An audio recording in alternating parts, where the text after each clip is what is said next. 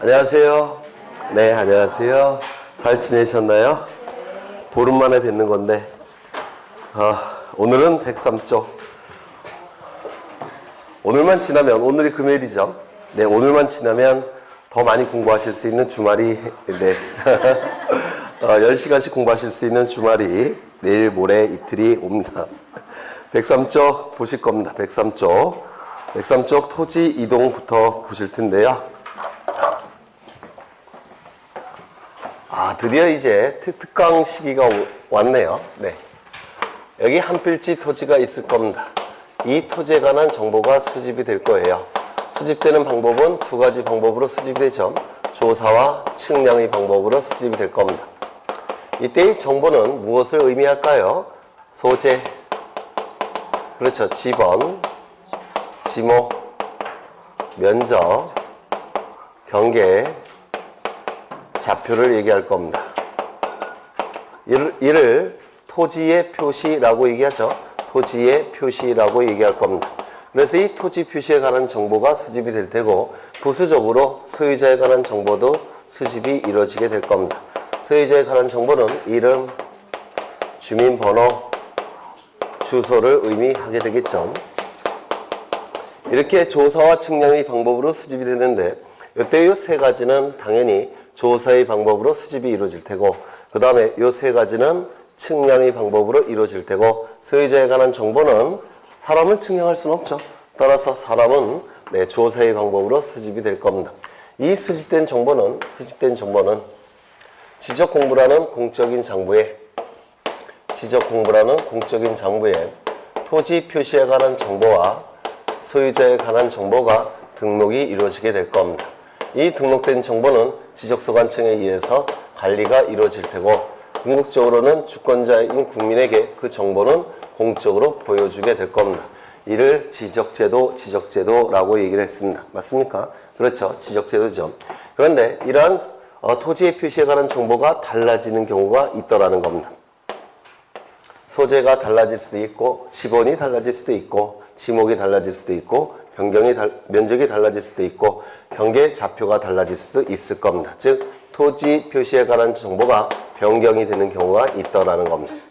이를 뭐라고 얘기했습니까? 토지 이동이라고 말씀을 드렸습니다. 그렇죠. 토지 이동이라고 얘기합니다. 여기서 이는 달을 이자고 이 동은 움직일 동자예요. 그래서 토지 표시에 관한 정보가 달라진다라고 얘기를 합니다. 그러면 이 토지 표시에 관한 정보가 달라지게 되면 이때 이 달라진 정보에 따라서 여기에 반영을 해야 될 겁니다. 맞습니까? 여기에 반영을 하는 것을 뭐라고 얘기합니까? 네? 예를 들어서 면적이 달라졌다는 겁니다. 예를 들어서 1000제곱미터인데 다시 측량을 해봤더니 1001제곱미터가 됐다는 겁니다. 그러면 여기도 바꿔줘야 되겠죠? 여기도 바꿔줘야 될 겁니다. 이를 뭐라고 얘기합니까? 토지 이동에 의해서 지적 공부를 정리해 준다라고 해서 토지 이동 정리라고 얘기를 했습니다. 그렇죠? 그래서 토지에 관한 정보가 달라졌을 때 이를 지적 공부에 반영해 주는 거, 이를 지적 공부를 정리한다고 해서 토지 이동에 의한 지적 공부 정리라고 해서 토지 이동 정리라고 얘기를 했습니다. 그 다음에 여기에 이름이 달라질 수도 있겠죠. 주민번호가 달라질 수도 있을 겁니다. 주소도 달라질 수가 있어요. 즉 소유자에 관한 정보가 달라지더라는 겁니다. 이를 소유자 변경이라고 얘기를 합니다. 이름 바꿀 수 있죠. 저도 계속 고민 중인데, 예전에도 말씀드린 것처럼 출세를 못한 건 제 이름 때문인 것 같아요. 그래서 20년 전부터 계속 고민만 하고 있습니다. 처음 고민할 때는 한 500만 원 든다고 하던데 지금은 18,000원 든대요. 이름 바꿀 때. 그런데 딱 한 번만 바꿔준답니다. 이름을. 그래서 뭘로 바꿀까 지금 고민 중입니다. 주민번호 바뀔 수 있죠. 네, 남자에서 여자로 바뀌면 번호가 1에서 2로 바뀔 겁니다. 이사를 가면 당연히 주소도 바뀔 수가 있을 겁니다. 그러면 이 소유자에 관한 정보가 달라지는 것을 소유자 변경이라고 얘기하는데, 예를 들어서 이사를 했다는 겁니다. 서울에서 이 평택시로 이사를 했다는 겁니다. 그러면 소유자 변경이라고 얘기를 할 겁니다. 그러면 서울에서 평택으로 이사를 오게 되면 여기도 바꿔줘야 되겠죠. 서울시에서 뭐라고 바꿔줘야 되겠습니까?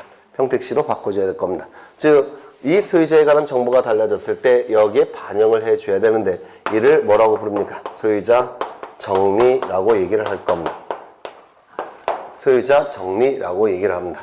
그래서 이 두 가지를 합해서 뭐라고 얘기합니까? 두 가지를 합해서 지적 공부를 정리한다고 해서 지적 정리 이렇게 얘기를 하게 될 겁니다. 그래서 지적 정리에는 두 가지가 있어요. 토지 이동 정리와 소유자 정리 두 가지를 합해서 지적 공부를 정리한다고 해서 지적 정리라고 얘기를 할 겁니다. 그런데 이 토지의 표시가 달라지는 것을 토지 이동이라고 말씀을 드렸는데 나중에 두 가지가 추가가 됐어요. 뭐가 추가가 됐느냐면 토지의 표시를 새로이 정하는 것. 이것도 토지의 표시를 새로이 정하는 것도 토지 이동에 포함을 시켰고 토지의 표시를 말소하는 것. 이것도 토지 이동에 나중에 추가가 됐습니다. 그래서 현재의 토지 이동의 개념은 토지의 표시를 새로이 정하거나 변경하거나 말소하는 것을 토지 이동 이렇게 얘기를 할 겁니다. 토지 이동이 있게 되면 이제 지적 공부를 정리해야 되죠. 이를 토지 이동 정리라고 얘기를 할 겁니다. 하지만 여기서 추가되는 건 이거예요. 이게 추가될 겁니다. 이것으로 인해서 이름이 만들어졌으니까 이게 가장 중요한 내용이 될 겁니다. 그렇겠죠? 이때 이 토지 이동에 관한 내용이 우리 지적지도에서 가장 중요합니다. 이 토지 이동은 두 가지가 있다고 그랬죠? 일반적 토지 이동이 있고 또 하나는 뭐가 있습니까? 특수한 토지 이동이 있다라고 얘기를 했습니다. 일반적 토지 이동은 신규 등록, 그 다음에요 등록 전환,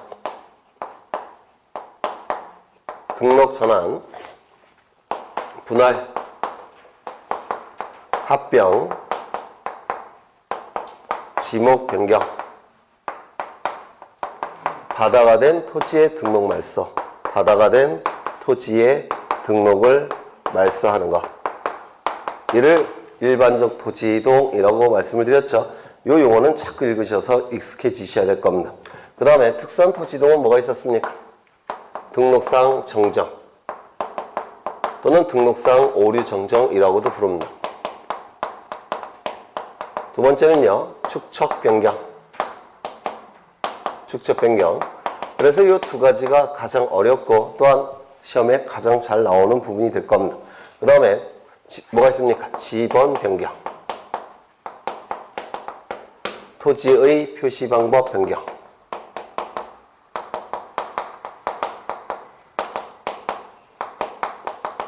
행정구역의 명칭 변경 또는 행정구역의 변경. 이를 특수한 토지 이동이라고 말씀을 드린 적이 있어요. 그러면 일반적 토지 이동과 특수한 토지 이동의 차이점이 뭐라고 했습니까? 토지 자체에 변화가 있기 때문에 지적 공부를 바꿔주는 것은 일반적 토지 이동. 토지 자체에 변화가 없음에도 불구하고 지적 공부를 정리해 주는 경우를 특수한 토지 이동이라고 말씀을 드린 적이 있습니다. 여기에 이 토지는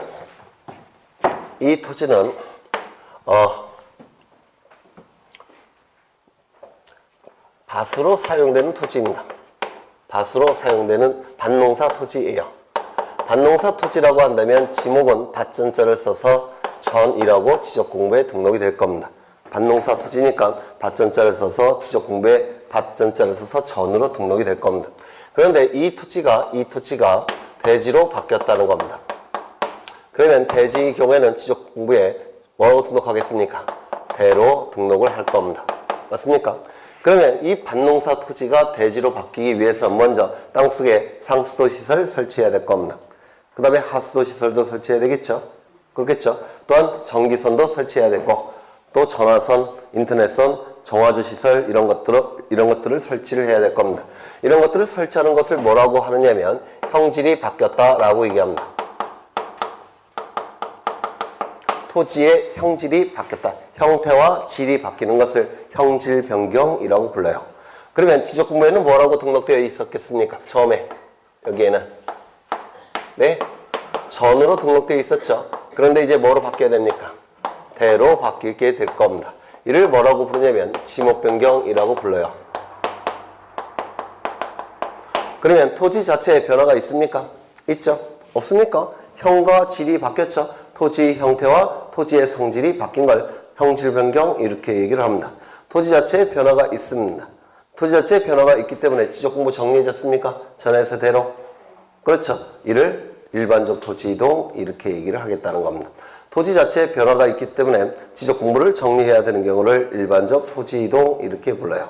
일반적 토지 이동. 그런데 여기에 이 토지 자체의 면적이 얼마였느냐면 100제곱미터였습니다. 100제곱미터. 그런데 여기 얼마로 등록이 되느냐면 그걸 하나 추가해서 1000제곱미터로 등록을 했습니다. 이건 처음부터 잘못 등록한 것이죠. 맞습니까? 그러면 요거를 뭘로 바꿔줘야 되겠습니까? 100제곱미터로 바꿔줘야 되겠죠. 맞습니까? 이를 뭐라고 부르냐면 등록상 정정이라고 얘기합니다. 처음부터 잘못 등록되어 있기 때문에 지적 공부를 제대로 고쳐야 될 겁니다. 이를 등록상 정정이라고 부르는데, 그럼 이 등록상 정정은 토지 자체에 변화가 있습니까? 없습니까? 네, 있어요. 없죠. 여전히 100제곱미터 아닙니까? 처음도 100제곱미터, 나중에도 100제곱미터. 그런데 지적 공부만 정리해줬죠. 그렇죠. 이를 뭐라고 얘기합니까? 특수한 토지 이동 이렇게 얘기를 하겠다는 겁니다. 토지 자체에 변화가 있기 때문에 지적 공부를 정리하는 경우를 일반적 토지 이동. 토지 자체에는 변화가 없음에도 불구하고 지적 공부를 정리해야 되는 경우를 특수한 토지 이동 이렇게 얘기를 할 겁니다. 이 일반적 토지 이동은 골고루 출제가 이루어집니다. 아주 골고루 출제가 이루어지고, 이 특수한 토지 이동은 주로 여기서 출제가 되고 이것도 가끔 출제가 이루어지게 될 겁니다. 이제 요 하나씩을 보겠다는 겁니다. 먼저 일반적 토지 이동을 보실 테고, 그 다음에 특수한 토지 이동도 보실 테고, 이제 이 지적 정리도 이번에는 보셔야 될 겁니다. 이 지적 정리가 조금은 어려워요. 그래서 오늘 다 보게 될 겁니다. 먼저 토지 이동 신청이라고 되어 있는데, 이 토지 이동은 원칙은 신청에 의해서 이루어지게 될 겁니다. 이 토지 이동은 원칙은 신청에 의해서 이루어집니다. 신청에 의해서. 그런데 예외적으로 신청이 없을 때는 지적소관청이 직권에 의해서 토지 이동을 결정하는 경우도 있을 겁니다. 원칙은 신청, 예외는 지적소관청의 직권. 그렇죠. 이 신청은 세 가지로 나눠지는데요. 세 가지. 첫 번째, 소유자가 신청하는 경우가 있습니다. 소유자가 신청하는 것이 원칙입니다. 두 번째, 제3자가 대위 신청하는 경우도 있습니다. 제3자가 소유자를 대신하는 지위에서 신청하는 경우도 있더라는 겁니다. 이를 대위 신청이라고 불러요. 대신하는 지위에서 신청하는 경우. 제3자가 소유자를 대신하는 지위에서 신청하는 경우도 있습니다. 세 번째, 특례 규정이 있어요. 그래서 이 토지 이동은 신청이 세 가지 방법으로 나눠집니다. 원칙은 소유자가 토지 이동을 신청하는 것이 원칙이지만 예외적으로 제3자가 신청하는 경우도 있고, 그 다음에 특례 규정도 있다는 겁니다. 여기서 제3자가 신청하는 것은 뭘 의미하느냐면 제3자가 소유자를 대신하는 지위에서 신청하는 거죠. 맞습니까? 제3자가 소유자를 대신하는 지위에서 신청하는 겁니다. 그러면 소유자에게 신청권이 있어야지만 제3자가 소유자를 대신해서 신청할 수 있겠죠. 맞습니까? 그래서 이 대위 신청은 소유자에게 신청권이 인정이 된다는 걸 전제로 하는 겁니다. 소유자에게 신청권이 있을 때 이 소유자의 신청권을 제3자가 소유자를 대신하는 지위에서 신청하는 겁니다. 따라서 대위 신청은 소유자에게 신청권이 있다는 것을 전제로 합니다.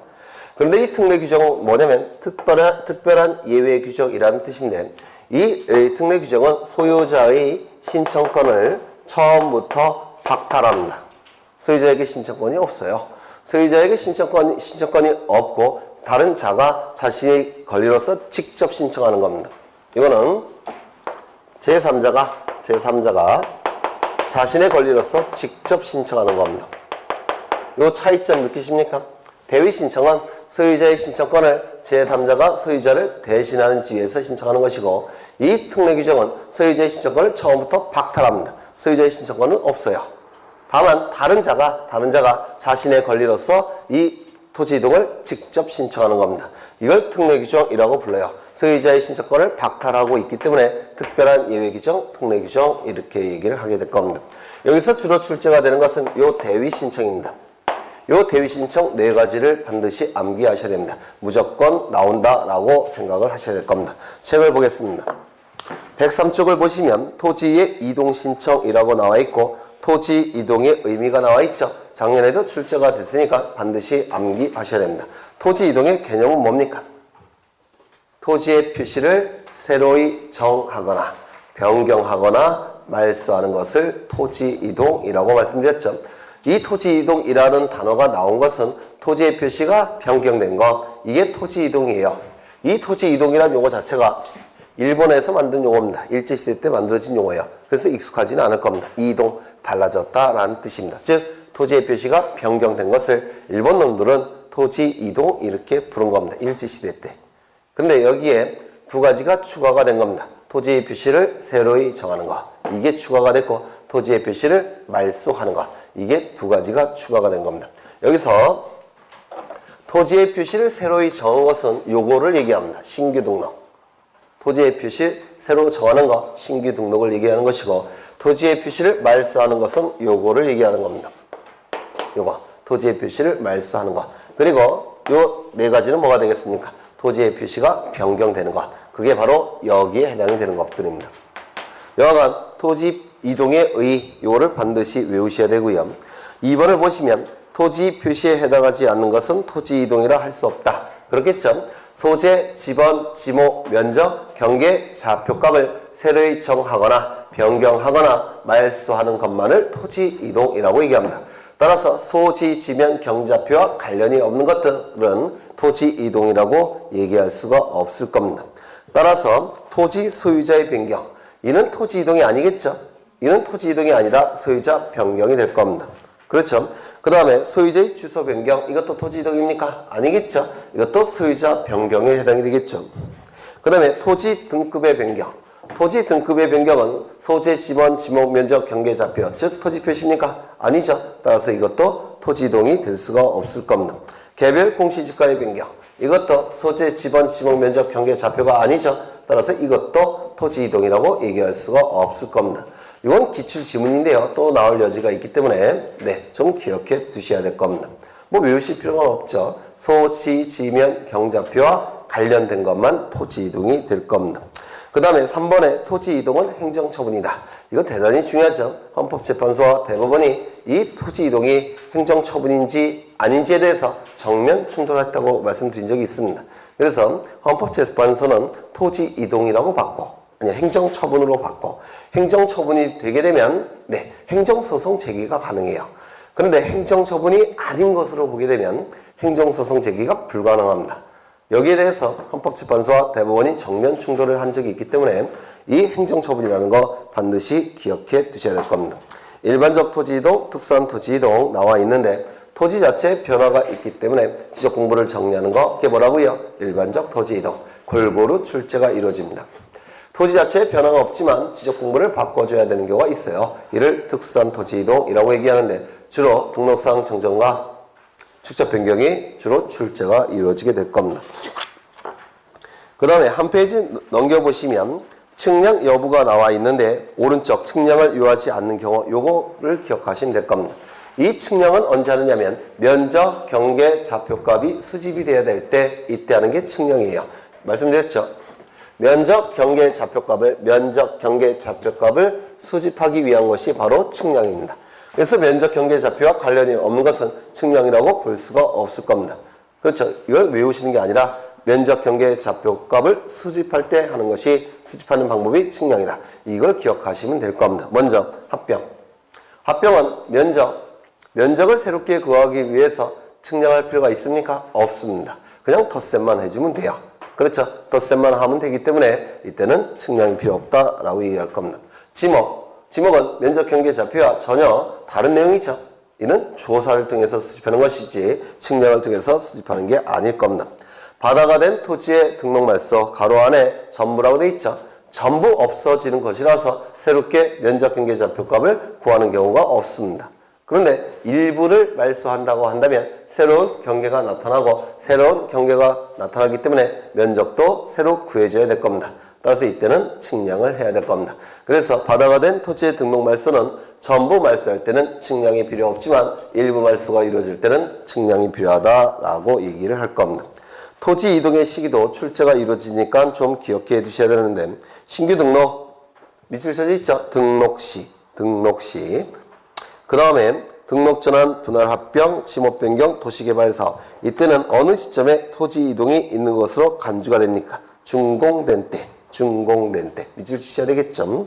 그 다음에 축척 변경은 확정 공고일, 밑줄 치셔서 자꾸 외우셔야 될 겁니다. 우측을 보시면 토지 이동의 신청이라고 나와 있는데 원칙은 토지 이동은 신청에 의해서 이루어진다고 했죠? 원칙은 신청에 의해서 이루어진다고 말씀을 드렸습니다. 한 페이지 넘겨보시면 107쪽에 예외적으로 지적소관청의 직권에 의해서 토지 이동이 이루어지는 경우도 있다고 했죠. 예외적으로 직권에 의해서 이루어지는 경우도 있을 겁니다. 거기 직권에 의해서 이루어지는 경우 순서가 나와 있는데 지난 시간에 순서를 암기한 적이 있습니다. 좀 이따가 다시 한번 암기를 해볼 겁니다. 다시 앞으로 가셔서 신청도 원칙은 소유자가 신청함이 원칙이 될 겁니다. 그렇죠? 소유자가 신청하는 것이 원칙입니다. 그런데 예외가 두 가지가 있는데 첫 번째, 제3자가 소유자를 대신하는 지위에서 토지 이동을 신청하는 경우도 있을 겁니다. 제3자가 소유자를 대신하는 지위에서 토지 이동을 신청하는 경우도 있습니다. 거기 2번에 신청의 대위가 나와 있죠. 신청의 대위. 요 별표 치신 다음에 반드시 암기하셔야 됩니다. 무조건 시험에 나온다라고 생각을 하셔야 됩니다. 그 다음에 한 페이지 넘겨보시면 특례 규정이 있습니다. 특례 규정 106쪽에 3번에 도시개발 사업 등 시행지역의 토지 이동 신청에 관한 특례 이렇게 나와 있죠. 이 특례가 되는 이유는 소유자의 신청권을 박탈하고 사업 시행자, 제3자인 사업 시행자만이 토지 이동 신청권이 존재하기 때문에 이를 특례 규정 이렇게 얘기하는 겁니다. 특례는 특별한 예외 규정이라는 뜻이에요. 소유권자의 신청권을 박탈하고 있기 때문에 특별한 예외 규정이 될 수가 있을 겁니다. 그 다음에 다시 앞으로 넘어가셔서 신청의 대위 4가지가 나와 있는데 첫 번째, 사업 시행자의 대위 신청 나와 있죠. 사업 시행자의 대위 신청. 공공사업 등에 따라 학교용지, 도로, 철도용지 등의 지목으로 되는 토지의 경우에는 해당 사업의 시행자가 소유자를 대신하는 지위에서 토지 이동을 신청할 수 있다 이렇게 되어 있죠. 그럼 이러한 공익적인 지목이 되는 토지의 경우에는 소유자에게만 신청권을 인정하게 되면 이런 공공사업이 제대로 진행되지 않을 수가 있습니다. 공공사업이 제대로 진행되지 않을 수가 있기 때문에 이때는 사업시행자가 토지 소유자의 신청권을 대신해서 토지 이동을 신청할 수가 있다는 겁니다. 이때 지목도 암기하셔야 되는데 지목 우리 이미 암기하고 계시죠? 지목이 뭐였습니까? 철, 제, 천, 구, 유, 수, 학, 도. 이게 지목의 부호인데 공익적 성격이 대단히 강한 형태의 지목입니다. 저는 뭐겠습니까? 철도용지, 제는 제방, 유는 하천, 구는 국어, 유는 유지, 수도용지, 학교용지, 도로. 공통점이 공공적 성격이 대단히 강한 형태의 지목입니다.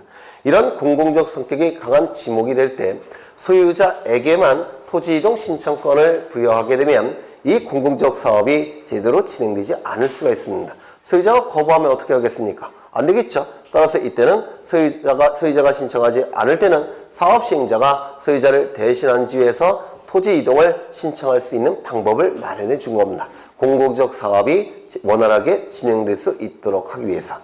이거 이해가 되십니까? 네, 이거 일단 외우셔야 돼요. 일단 어떻게 외우셔야 되느냐면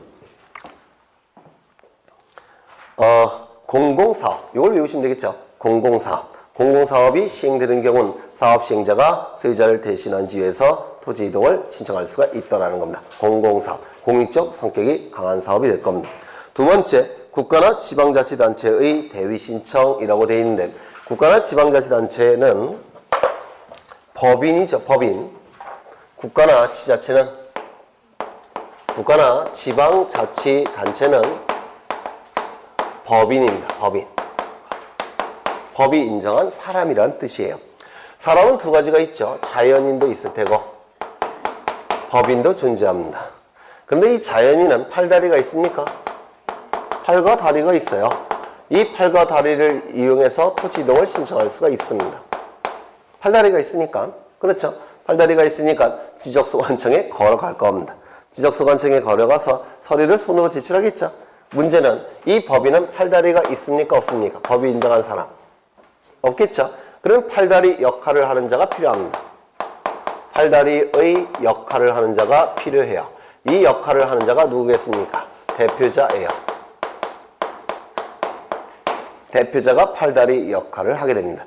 그럼 이 대표자가 법인을 대신하는 지위에서, 즉 국가나 지방자치단체를 대신하는 지위에서 토지 이동을 신청할 수가 있더라는 겁니다. 그러면 이 대표자는 누구겠습니까? 국가기관의 장, 지방자치단체의 장이 될 겁니다. 그렇죠? 국가의 장, 지방자치단체의 장이 이 법인을, 즉 국가나 지자체가 취득하는 토지에 대해서 이 국가나 지자체를 대신하는 지위에서 토지 이동을 신청할 수가 있더라는 겁니다.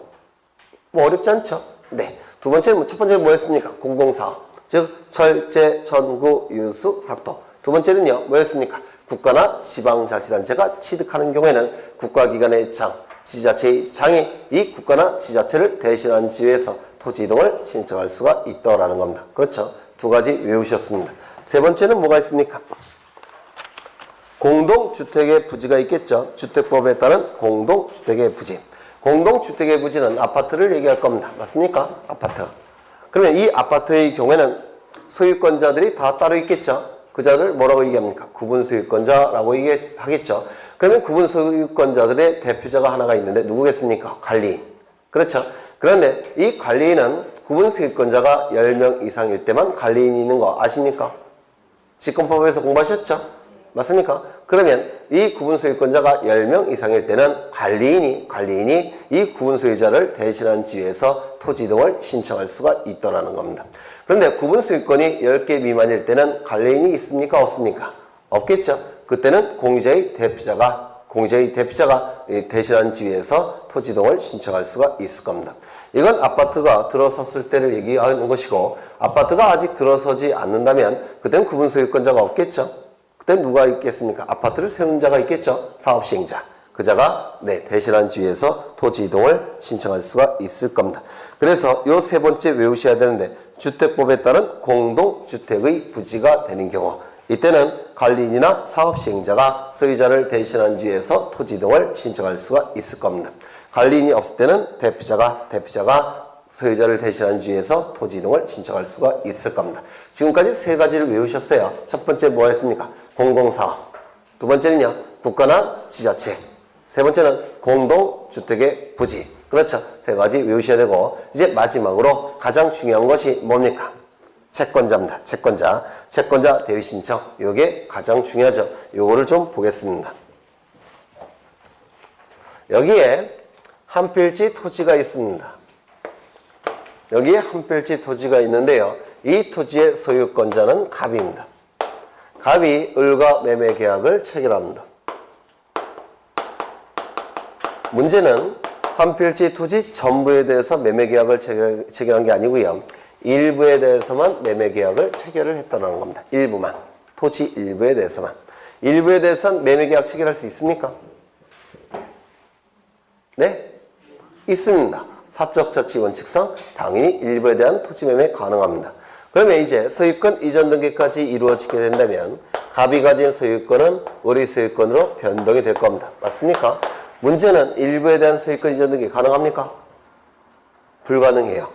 일부에 대한 토지 소유권 이전 등기는 불가능합니다. 일부에 대한 이전 등기가 우리 등기법에서 허용하지 않습니다. 매매는 가능하지만, 민법에서는 허용하지만 우리 등기법에서는 일부에 대한 소유권 이전 등기는 용납하지를 않아요. 그러면 어떻게 해야지만 을은 소유권을 취득하겠습니까? 네? 쪼개야 되지 않겠습니까? 그렇죠. 이렇게 분할을 해야 됩니다. 분할은 당연히 토지 이동이죠. 여기 나왔죠. 분할, 토지 이동입니다. 그러면 이 분할은 누가 신청을 해야 되겠습니까? 원칙은 소유자가 신청하는 겁니다. 맞습니까? 그래서 갑은 지적소관청에 가서 분할을 먼저 신청을 해야 될 겁니다. 소유자는 토지 이동 신청권이 있다고 그랬죠. 분할을 먼저 신청을 해야 될 겁니다. 문제는 요놈이 돈만 받아 쳐드시고 이걸 안 해주더라는 겁니다. 안 해주더라는 겁니다. 그런데 매매계약이 체결되었으니까 갑은 소유권 이전 등기 의무가 발생하죠. 맞습니까? 을은 소유권 이전 등기 청구권이 발생을 할 겁니다.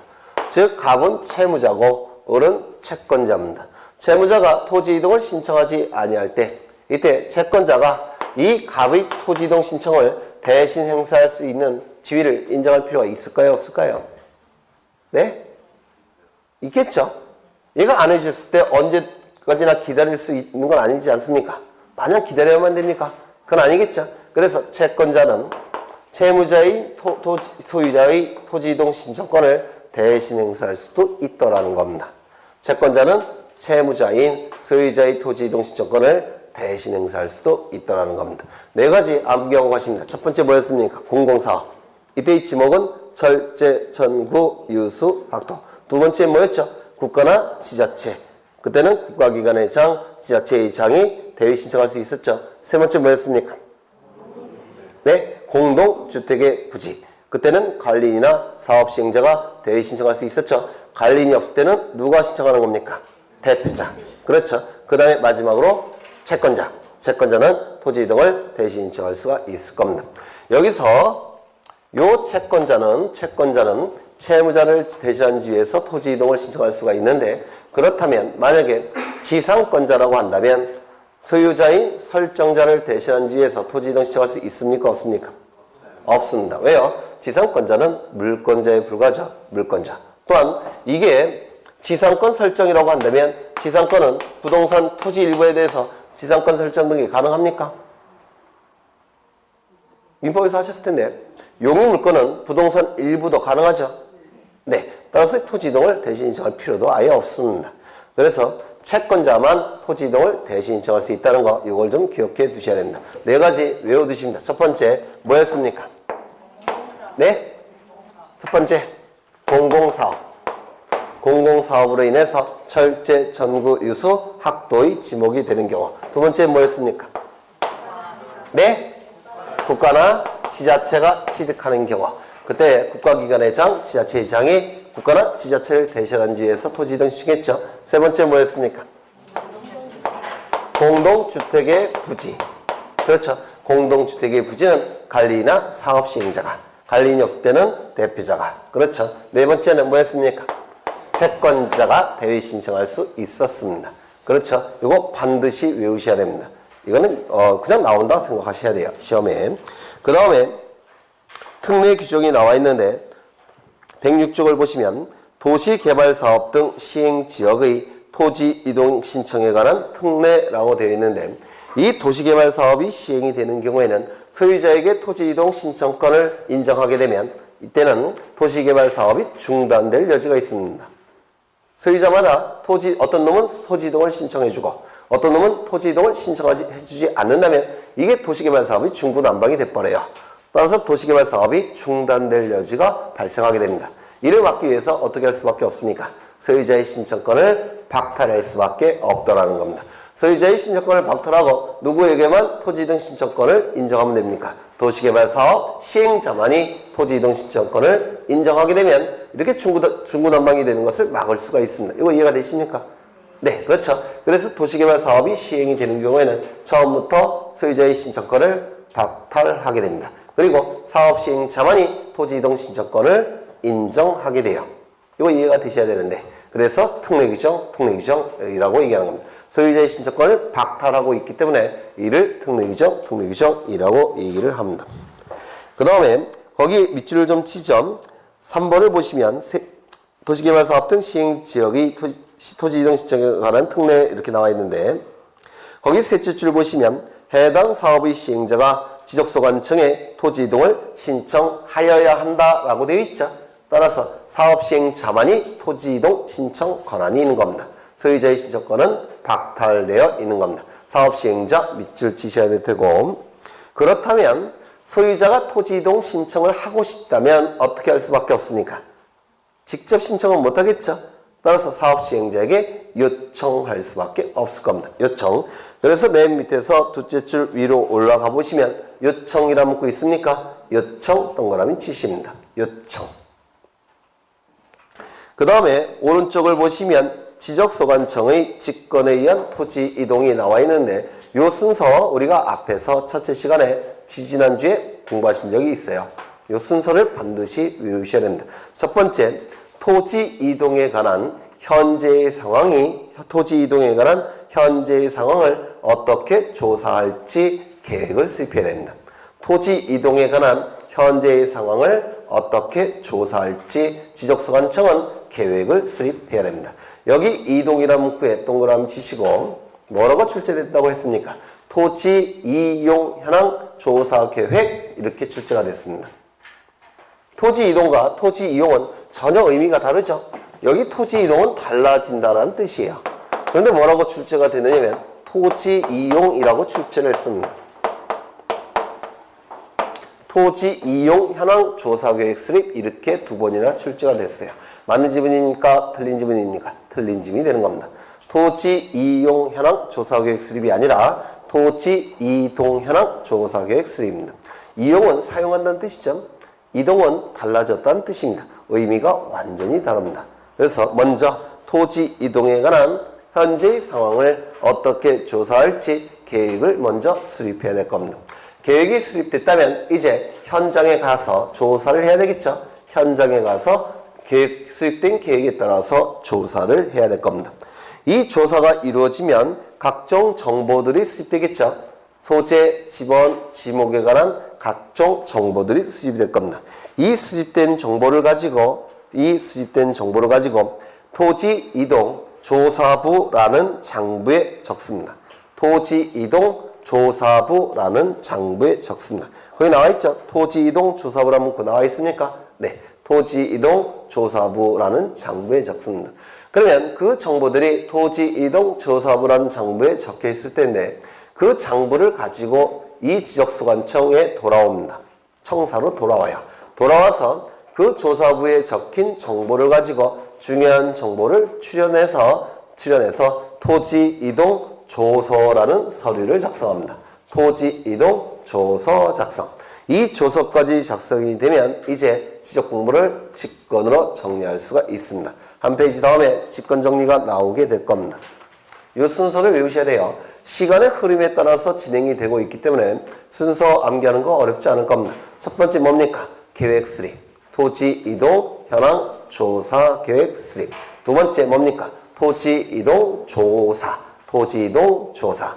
토지 이동 조사가 됐으면 이제 뭐가 작성이 되겠습니까? 토지 이동 조사부가 만들어질 겁니다. 그렇겠죠? 토지 이동 조사부를 가지고 이제 청사로 돌아와서 중요한 정보를 추려냅니다. 추려내서 서류를 하나 작성하죠. 뭡니까? 토지 이동 조서 작성. 이 조서라는 문구는 국가기관이 만든 서류를 조서라고 불러요. 경찰관이 만든 서류, 피의자 신문 조서. 검사가 만든 서류가 피고인 신문 조서. 다 받아봤죠? 네, 시간 나시면 한번 받아보셔도 괜찮을 것 같아요. 피의자 신문 조서. 그래서 조서는 국가기관이 만든 서류입니다. 이 조서, 토지 이동 조서까지 작성이 되면 이제 뭐 할 수 있다고요? 지적 공부를 직권으로 정리할 수 있다는 겁니다. 이 순서 반드시 암기되셔야 됩니다. 그래서 107조 넘어가셔서 108조 보시겠습니다. 여기 수수료가 나오는데 이 수수료도 대단히 중요합니다. 세상에 공짜는 없겠죠. 토지 이동을 신청할 때는 국가기관에게 뭔가 일을 시키는 것이니까 수수료를 납부해야 될 겁니다. 그런데 토지 이동을 신청할 때 수수료를 납부하는데 토지 이동을 신청하지 않게 되면 지적소관청은 직권으로 정리해야 되죠. 그러면 여러분 같으면 신청할 때만 수수료 내라고 한다면 신청 안 하겠죠. 그렇죠. 따라서 이걸 막기 위해서 지적소관청이 직권으로 정리할 때도 수수료를 강제로 징수하는 겁니다. 신청할 때도 수수료 내야 되고 직권으로 정리할 때는 수수료를 소유자로부터 강제로 징수하게 돼요. 어차피 수수료는 낼 수밖에 없을 겁니다. 다만 한 가지 경우에는 수수료가 납부될 필요가 없습니다. 뭡니까? 바다가 된 토지의 등록 말소. 자신의 토지가 바다가 됐는데 열받아서 술집에서 술 먹고 있는데 수수료까지 내라고 한다면 군수님은 밤에 못 다녀요. 그렇죠? 그래서 이 바다가 된 토지의 등록 말소는 신청할 때도 납부하지 않고 직권으로 말소가 될 때도 수수료 징수당하지 않습니다. 이거 좀 기억해 두셔야 되겠죠. 바다가 된 토지의 등록 말소만큼은 수수료 납부할 필요도 없고 강제로 징수되지도 않습니다. 그 다음에 2번도 기억해 두셔야, 그거 밑에 치죠. 수수료에서.